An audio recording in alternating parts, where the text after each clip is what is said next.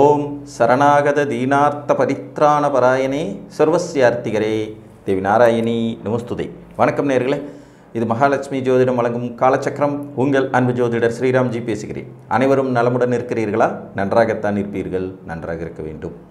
இன்றைய காணொளியில் நாம் காண இருப்பது என்ன உங்கள் ஆயுள் பலம். ஒரு ஜாதகத்தில் நீங்கள் எதை அனுபவிக்க வேண்டுமென்றாலும் அதற்கு ஆயுள் பலம் அப்படிங்கிறது ரொம்ப ரொம்ப அவசியம். நன்மைகள் அனுபவிக்கிறதா இருந்தாலும் சரி, தீமைகள் அனுபவிக்கிறதா இருந்தாலும் சரி, வாழ்வியலுக்கு ஆயுள்ங்கிறது ரொம்ப ரொம்ப ரொம்ப ரொம்ப முக்கியம். இந்த ஆயுள் பலத்தை தீர்மானிப்பதற்கு நமது ஞானிகளும் முனிவர்களும் சித்தர்களும் முன்னுரை மாதிரி சில விஷயங்களை சொல்லிட்டு போயிருக்காங்க. அது என்ன அப்படிங்கிறத இன்றைக்கி பார்க்கலாம். பொதுவாக இந்த அமைப்புகள் ஜாதகத்தில் வலுவாக இருந்ததுன்னா உங்களுக்கு அந்த லக்னத்திற்கே உண்டான பூரண ஆயுள் அப்படிங்கிறது கிடைக்கும். முதல்ல 12 லக்னங்களுக்குமான பூரண ஆயுள் என்ன அப்படிங்கிறதையும் பார்த்துடலாம். மேச லக்னத்துக்கு பார்த்திங்கன்னா 90+, 90 வயது அதற்கு மேலும் ஆயுள் பலம் இருக்கும். ரிஷப லக்னத்துக்கு பார்த்திங்கன்னா 80 வயதும் அதற்கு மேலே ஆயுள் பலம் இருக்கும். மிதுன லக்னத்துக்கு பார்த்திங்கன்னா 65 வயசும் அதற்கு மேலும் ஆயுள் பலம் இருக்கும். ஒரு சர லக்னத்துக்கு பூரண ஆயுளும், ஸ்திர லக்னத்திற்கு அதுக்கு அடுத்த நிலையும், உபய லக்னத்துக்கு அதுக்கு அடுத்த நிலையும் இப்படியே தான் வரும். ஒரு சில லக்னங்கள் விதிவிலக்காக வரும். கடக லக்னத்துக்கு பார்த்திங்கன்னா அதே மாதிரி தான் 90+, 90 வயது அதற்கு மேலே ஆயுள் பலம். சிம்ம லக்னத்தை பொறுத்த வரைக்கும் 75 to 80 வயசு அதற்கு மேலேயும் வரும். கன்னிகா லக்னத்துக்கு பார்த்திங்கன்னா 75 வயசு ஆயுள் பலம் இருக்கும்.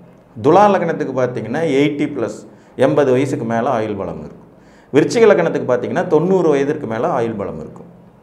தனுர் லக்னத்துக்கு பார்த்திங்கன்னா 70+, 72, 73 அந்த ரேஞ்சுக்கு மேலே ஆயுள் பலம் இருக்கும்.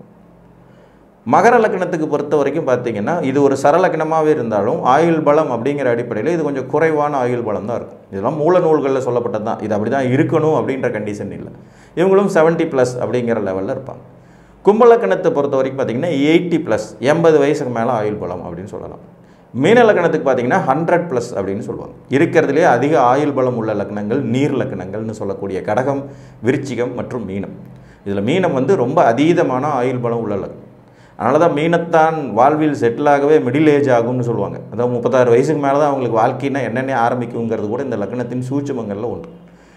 இது ஒரு பக்கம் இருக்கட்டும். இது ஒரு தோராயமான ஆயுள் கணக்கு. உங்கள் லக்னத்துக்கு இவ்வளோ ஆயுள் பலம் அப்படிங்கிறது ஒரு பூரண ஆயுள் அமைப்பு. எனக்கு தெரிஞ்சு எங்கள் தாத்தாவோட ஃப்ரெண்டு ஒருத்தர் இருக்கார், இன்னும் இருக்கார். அவர் மிதுன லக்ன ஜாதகர் தான். அவருக்கு வயசு இப்போ 97. புரியுதுங்களா? அப்போ 97 வயசு வரைக்கும் அவர் இருக்காரு. மிதுன லக்னத்துக்கு ஆயுள் பலமே 75ன்னு சொன்னோமே அப்படின்னீங்கன்னா அங்கே தான் ஜாதகத்தின் சூட்சுமங்கள் ஒளிந்திருக்கும். ஜாதகத்தின் சூட்சுமங்கள் ஒளிந்திருக்கக்கூடிய அந்த அமைப்புகள் என்ன அப்படின்னா, உங்கள் ஜாதகத்தில் உங்கள் லக்னத்திற்கு 8ஆம் இடம் வலுவாக இருந்தால், 8ஆம் இடத்துல சுபக்கோள்கள் இருந்தால், 8ஆம் அதிபதி நல்ல ஸ்ட்ராங்காக இருந்தால் உங்கள் ஆயுள் பலம் அதிகரிக்கும். இது ஒரு ஒன் ஆஃப் தி பார்ட். அதற்கடுத்தது 8ஆம் இடத்திற்கு 8ஆம் இடம் அப்படின்னு சொல்லக்கூடிய 3ஆம் இடம் வலுவாக இருந்தால், 3ஆம் அதிபதி வலுப்பெற்று இருந்தால், 3ஆம் இடத்தில் வலுவான கோள்கள் அமர்ந்தாலும் உங்களுக்கு ஆயுள் பலம் தீர்க்கமாக இருக்கும். இதில் ஆயுள் பலம் தீர்க்கமாக இருக்கிறதுக்கும் வாழ்க்கையில் பொருளாதார ரீதியாக நம்ம முன்னுக்கு வர்றதுக்கும் எந்த சம்மந்தமும் கிடையாது. ஆயுள் பலம் தீர்க்கம் அப்படிங்கிறது நம்மளுடைய கர்மாவை நம் தீர்ப்பதற்கான ஆயுள் இருக்குது அப்படிங்கிறது மட்டும்தான் அதனுடைய அர்த்தமே ஒழிய, ஆயுள் பலம் நல்லா இருந்ததுனாலே ஒருத்தர் கோடீஸ்வரர் ஆயிடுவார், பொருளாதார ரீதியாக மிகப்பெரிய வெற்றி அடைவார் அப்படிங்கிற அர்த்தம் அதுக்கு வராது. சாரி. ஸோ அப்போ மேசலக்ன ஜாதகர்களுக்கு விருச்சிகம் மற்றும் மிதுனத்தில் நல்ல வலுவான கோள்கள் அமரும் போது ஆயுள் பலம் தீர்க்கமாக இருக்கும். ரிஷபலக்ன ஜாதகருக்கு தனுசு மற்றும் கடகத்தில் வலுவான கோள்கள் அமரும் போது ஆயுள் பலம் தீர்க்கமாக இருக்கும். அந்த வீட்டு அதிபதிகள் அல்லது அந்த வீடு. மிதுன லக்ன ஜாதகத்திற்கு சிம்மம் 3ஆம் இடமாக வரும், மகரம் 8ஆம் இடமாக வரும். அப்போ மகரம் மற்றும் சிம்மத்தில் வலுவான கோள்கள் அமரும்போது ஆயுள் பலம் தீர்க்கமாக இருக்கும். கடகலக்ன ஜாதகர்களுக்கு கும்பம் மற்றும் கன்னியில் வலுவான கோள்கள் அமரும்போது ஆயுள் பலம் தீர்க்கமாக இருக்கும். சிம்மலக்ன ஜாதகர்களுக்கு மீனம் மற்றும் துலாம் இந்த வீடுகளில் வலுவான கோள்கள் அமரும்போது ஆயுள் பலம் தீர்க்கமாக இருக்கும். உதாரணமாக ஒரு சிம்மலக்ன ஜாதகம் 3ஆம் இடமான துலாத்தில் சனி உச்சமாக இருக்கார். இவர் நேச்சுராகவே ஆயுள் காரகர் வேறு. 8ஆம் இடத்துல குரு ஆட்சியாக இருக்கார். லக்னத்திலேயே சூரியன் வலுவாக இருக்கார். இப்போ லக்னாதிபதி வலுத்து 3ஆம் இடத்தில் உச்சக்கோள் ஒன்று அமர்ந்து 8ஆம் இடத்தில் ஆட்சி பெற்ற ஒரு கோலம். இது ஒரு பூரண ஆயுள் ஜாதகம். இது நம்ம ஈஸியாக கால்குலேட் பண்ணலாம். சரி, இந்த 3ல் 2 தான் பவராக இருக்குது அப்படின்னா மத்தியம ஆயுள். இங்கே ஒரு மனிதனுடைய பூரண ஆயுள் அப்படிங்கிறது 120 வருடங்களாக நம்ம ஞானிகளும் முனிவர்களும் கணக்கிட்டு வச்சுருக்காங்க. இதில் ஒவ்வொரு லக்னத்துக்கும் வித்தியாசமான ஆயுள் அமைப்புகள் வரும் அப்படிங்கிறது ஒரு தனி கணக்கு. 4 விதமான நிலைகளில் ஒருவருக்கு பூரண ஆயுள்ங்கிற 120 வருடம் கிடைக்கும்.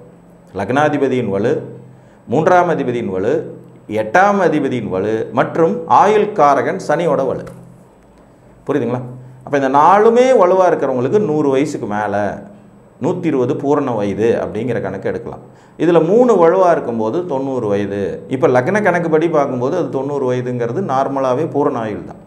2 மட்டும் வலுவாக இருக்குன்னா 60 வயது ஆயுள் பலம். 1 மட்டுமே வலுவாக இருக்குங்கிறது அல்பாயுள் ஜாதகங்கள். இந்த கணக்கில் தான் வரணும். இப்போ ஒரு ஜாதகருக்கு 3ஆம் அதிபதி மட்டும் வலுவாக இருந்து 8ஆம் இடம் கெட்டு போய் 8ஆம் அதிபதி கெட்டு போய் லக்னாதிபதி கெட்டு போய் சனியும் பலகீனமாக இருக்கும்போது ஆட்டோமேட்டிக்காக அவருக்கு வந்து மத்தியம ஆயுள். நம்ம எத்தனையோ பேப்பர்கள் எல்லாம் படிக்கிறோம் இல்லைங்களா? 20 வயசு 25 வயசில் இறந்து போயிடுறாங்க, ஆக்சிடென்டல் டெத் வருது, அது வருது, இது வருதுன்னு. அதெல்லாம் இந்த மாதிரியான அமைப்புகள். ஒரு துலா லக்ன ஜாதகத்திற்கு 3ஆம் இடமான தனுசு வீடும் 8ஆம் இடமான ரிஷப வீடும் வலுவாக இருக்கும்போது பூரண ஆயுள் வரும். ஒரு கன்னி லக்ன ஜாதகர்களுக்கு 3ஆம் இடமான விருச்சிக வீடும் 8ஆம் இடமான மேச வீடும் வலுத்திருப்பது பூரண ஆயுளை தரும். இதில் என்ன சூட்சமம்னா, கன்னி லக்னத்துக்கு செவ்வாய் தான் 1ஆம் நம்பர் ஆகாதாள். இவர் போய் உச்சமாயிட்டார்னாலே இவங்களுக்கு ஆயுள் தீர்க்கமாக இருக்கும். ஏன்னா ஆயுசுக்கு கடன் கட்டணும், ஆயுசுக்கு துன்பத்தை அனுபவிக்கணுங்கிற விதியின் அடிப்படையில் வரும். நிறைய ஞானிகளும் முனிவர்களும் ஆயுள் வேணாம் அப்படின்னு தான் வேண்டிக்குவாங்க. ஏன்னா ஆயுளை கொடுப்பதே சனி. இந்த ஆயுசை கொடுத்து அவர் துன்பத்தையும் பின்னாடியே கொடுத்துக்கிட்டு இருப்பார். எனக்கு எதுக்கு துன்பம் அப்படின்னு நினைக்கிறவங்க ஆயுள் குற்றம் இருந்தால் பரவாயில்லை அப்படின்னு நினைக்கவும் தோன்றும். இதெல்லாம் நம்ம கையில் இல்லை, கடவுள் பார்த்து கொடுக்கறது. ஒரு விருச்சிக லக்ன ஜாதகத்திற்கு நேச்சுராகவே ஆயுள் அதிகம். இவங்களுக்கு மிதுன வீடு மற்றும் மகர வீடு, இந்த 2 வீடுகளில் வலுவான கோள்கள் அமர்ந்ததுன்னா ஆயுள் தீர்க்கம். இப்போ ஒரு உதாரணமாக ஒரு விருச்சிக லக்ன ஜாதகம், ஒரு 3ஆம் இடத்துலேயே லக்னாதிபதி செவ்வாய் போய் உச்சமாயிடுறார். இங்கே லக்னாதிபதி வளர்த்துறார், சனியோட வீட்டில் வளர்த்துறார், 3ஆம் இடம் செம ஸ்ட்ராங் ஆகிடுது. 8 புதன் 8லேயே ஆட்சி. இது வந்து ஒரு பூரண ஆயுள் ஜாதகம். இது உண்மையிலே இருக்கிற ஒரு ஜாதகம். இவர் கிட்டத்தட்ட பார்த்திங்கன்னா 80 வயசை கடந்துட்ட ஒரு ஜாதகம். இன்னும் நல்ல திடகாத்திரமாக ஆரோக்கியமாக எல்லா வேலையும் தானே செஞ்சிட்டு இருக்கக்கூடிய ஒரு மனிதர். லக்னம் விருச்சிகம், நீர் லக்னம். 3ஆம் இடத்துல செவ்வாய் உச்சம், பவர்ஃபுல்லாக இருக்குது 3ஆம் இடம். ப்ளஸ் 8ஆம் இடத்துல 8 கூடையவரும் ஆட்சி. ஸோ பூரண ஆயுள் ஜாதகங்கிறது இந்த மாதிரியான அமைப்பில் கணக்கிடலாம். ஒரு தனுர் லக்ன ஜாதகத்துக்கு கும்பத்தில் வலுத்த கோள்கள் அமர்வது மற்றும் கடகத்தில் வலுத்த கோள்கள் அமர்வது பூரண ஆயுளை கொடுக்கும். 3ஆம் இடம் 8ஆம் இடம். அட்டமத்தோன் அதற்கெட்டோன் திட்டமிட்டு கேந்திர திரிகோணத்தில் நின்றுவிட்டால் இஷ்டமுடன் கூறிவிடப்பா இவர்களுக்கு ஆயுள் தீர்க்கம் என்று அப்படின்னு நம்ம ஜோதிட சாஸ்திரத்தில் மூல நூல்கள் சொல்லுது. ஸோ அந்த அடிப்படையில் தான் பாவத் பாவக விதியின் மூலமாகவும் சிலருக்கு நிறைய விஷயங்கள் நடக்கும். உதாரணமாக ஒருத்தருக்கு தொழில் ஸ்தானத்துக்கு 10ஆம் இடம்னு சொல்லுவோம். ஆனால் 7ஆம் இடத்தை வச்சுன்னு தொழில் செய்கிறவங்க நிறைய பேர் இருப்பாங்க. 10க்கு 10ங்கிற அந்த பாவத் பாவக விதிப்படி. அதே மாதிரி தான் ஆயுள் ஸ்தானத்திற்கு 8ஆம் இடம்னு சொல்கிறோம். அந்த 8ஆம் இடத்திற்கு 8ஆம் இடமான 3ஆம் வீட்டின் வலுவை கொண்டும் ஒரு ஆயுள் தீர்மானிக்கப்படும். ஒரு மகர லக்ன ஜாதகத்திற்கு மீனம் மற்றும் சிம்மம் இந்த வீடுகள் வலுப்பெற்ற கோள்கள் அமரும் போது இவருக்கு பூரண ஆயுள் ஏற்படும். உதாரணமாக ஒரு மகர லக்ன ஜாதகம், இவங்களுக்கு 3ஆம் இடத்துல சுக்கிரன் உச்சம். இந்த 3 கூடைய குரு 8ஆம் இடத்துல சிம்மத்தில் போய் உட்காந்துருக்கார். சிம்மமும் வலுவாக இருக்குது. இந்த சிம்ம வீட்டு அதிபதி சூரியன் உச்சம். புரியுதுங்களா? சுக்கிரன் உச்சம், சூரியன் உச்சம், குரு 8ஆம் இடத்துல, பூரண ஆயுள் ஜாதகம். அப்போ 8ஆம் இடம் வலுத்து 3ஆம் இடம் வலுத்து 8 கூடையவன் வலுத்து இந்த ஜாதகத்துக்கு ஆயுள் பலம் தீர்க்கம்னு பார்த்த உடனே கண்டுபிடிக்க முடியும். இந்த அமைப்புகள் மூலமாகவும் ஒருவருடைய ஆயுளை தீர்மானிக்கலாம். ஒரு கும்பலக்கண ஜாதகத்திற்கு மேசத்தில் வலுத்த கோள்கள் அமர்வதும் மற்றும் கன்னியில் வலுத்த கோள்கள் அமர்வதும் பூரண ஆயுள் வளத்தை தரும். மீனலக்கணத்துக்கு 3ஆம் இடத்து அதிபதி சுக்கிரன் வலுவாக இருப்பது, 8ஆம் இடத்து அதிபதி அவரே வலுவாக இருப்பது சிறப்பு. மீன லக்னமாக நீங்கள் பிறந்து லக்னத்தில் சுக்கிரன் இருக்காருன்னா உங்களுக்கு பூரண ஆயுள்னு கண்ணை மூடிட்டு கணக்கு போட்டுடலாம்.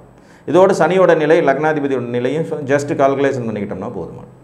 ஸோ 4 விதிகள் உங்களின் ஆயுள் பலம் எவ்வளவு அப்படிங்கிறது தீர்மானிக்கும். 1 உங்கள் 3ஆம் அதிபதி, 2 உங்கள் 8ஆம் அதிபதி, 3ஆவது வீடு 8ஆவது வீடு அதையும் எடுத்துக்கலாம். 3ஆவது வீடு வலுவாக இருந்தாலும் ஆயுள் தீர்க்கம், 8ஆவது வீடு வலுவாக இருந்தாலும் ஆயுள் தீர்க்கம். 3ஆவது உங்கள் லக்னாதிபதி, அந்த ஆயுசை வாங்கி அனுபவிக்கிறதுக்கு லக்னாதிபதி ஓரளவுக்கு நல்லா இருக்கணும் இல்லையா, அவருடைய நிலை.